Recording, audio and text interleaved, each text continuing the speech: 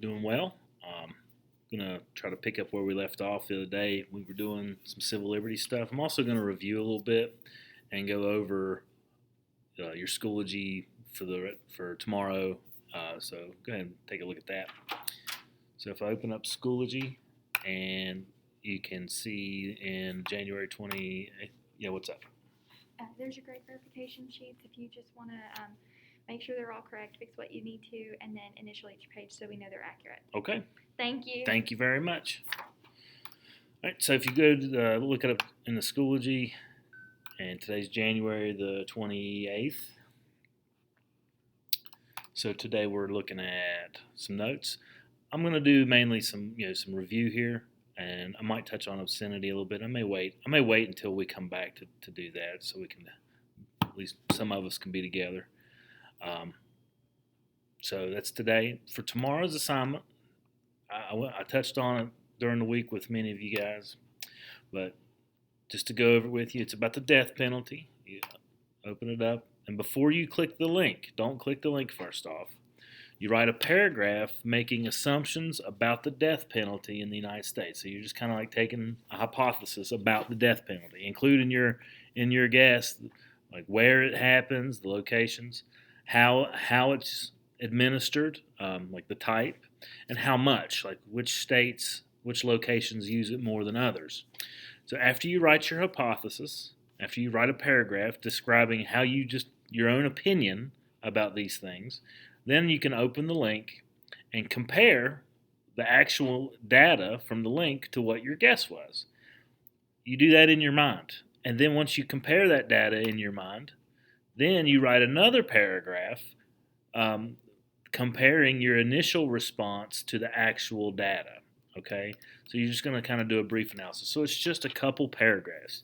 I want you to think a little critically, make some keen observations about what you believe and then what actual reality is and the truth, and using this information from this database. Okay, so that'll be your assignment for tomorrow. It won't take you long, but I do expect you to get it done tomorrow. So if you have questions about that, obviously don't hesitate to give me a shout, and I'll help you in any way that I can. Okay, so as for this unit, we've been talking about civil liberties, and what civil liberties are. Make sure that everybody's completed their vocabulary words. You might want to take a look at them from time to time, as some of them are kind of, a little legally, and, so there's some legal jargon type information in there, so you may want to review those so you become a little bit more familiar with it. But what are civil liberties? We talked about this. It's just basically these are your specific rights that protect individuals from the government. They came about as a result of the Bill of Rights, and they're important. The most essential of your civil liberties is your freedom of expression, which is a First Amendment. It's the most basic of democratic rights. If people cannot express their opinions, then how are they supposed to properly influence government or act to protect their other rights? So that's why freedom of expression is so important. It's not an absolute right, though. You're not entitled to do say whatever you want, whenever you want, to whomever you want. So so it's not an absolute right, and if it endangers national security or wrongly damages the reputation of others, then it's not allowed. But the government has been known to try to restrict free expression, and it usually depends upon whether we are at war or whether it's a threat to national security. And we've seen that with the Sedition Act of 1798. We've seen it with the Espionage Act. We've seen it with the Patriot Act, and we'll talk more about the Patriot Act as we get into privacy rights. But essentially, what they have to look at and establish is if national I lost my train of thought.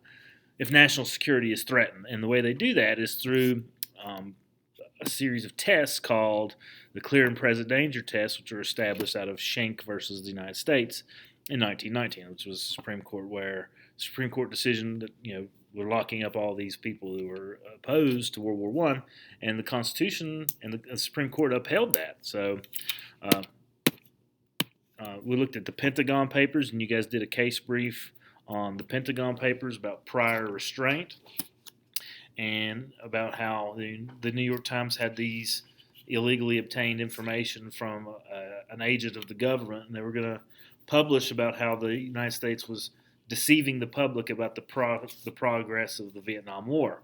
And the government tried to stop the New York Times from publishing these papers. So basically it said that it was a victory for press freedom because the court ruled that the government could not stop them from publishing that. So that was big. All right, other examples, we talked about libel and slander, and the difference is that slander is spoken and libel is written. But they're exactly the same. It's where you say false, you tell lies, and these lies damage a person's reputation greatly. The only difference is one is printed and one is spoken. Okay?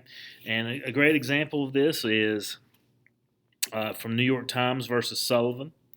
And in New York Times versus Sullivan, there was an article in the paper claiming that Alabama officials were physically assaulting black civil rights demonstrators, which they were. But the people of Alabama and the law enforcement officials of Alabama took exception to that, as not all law enforcement officials were doing that, and so they felt as though that the New York Times was maliciously attacking them, and they were publishing lies that greatly damaged the reputation of the Alabama law enforcement administration. So the case was taken to the Supreme Court, and it found that whenever you are saying things about a public official, it actually requires proof of malice, which the court defined as knowing or a reckless disregard for the truth, which is extremely hard to prove.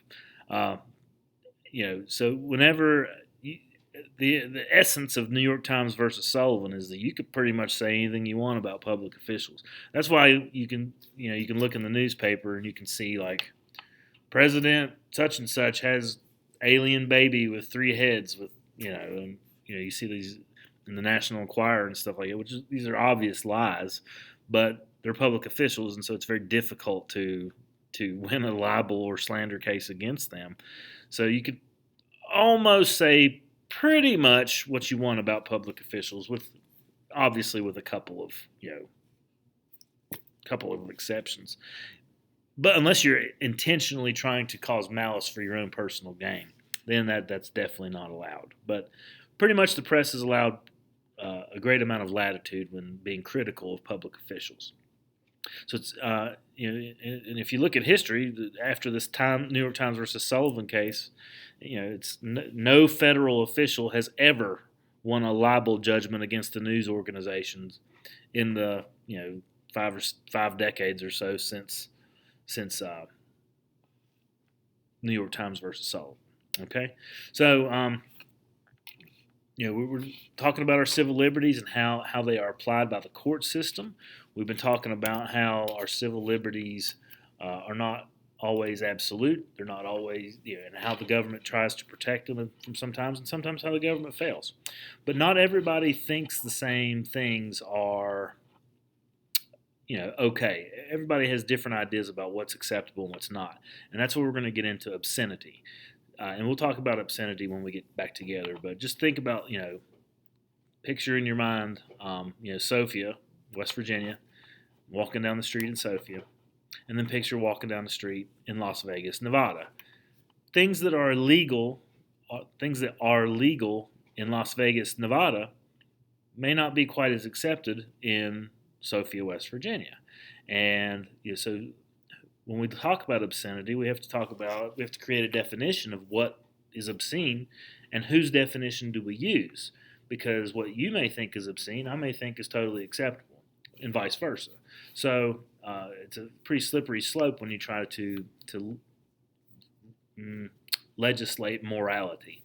So that's what we're going to look at next time, and I hope you guys are having a great day and got to sleep in a little bit. Go make a snowman or something, And if you have questions or problems with your assignment tomorrow, or you want to talk about anything today, please don't hesitate to contact me, and I am here for you. So, I guess that's all I got. So take care, and I will hopefully see you soon.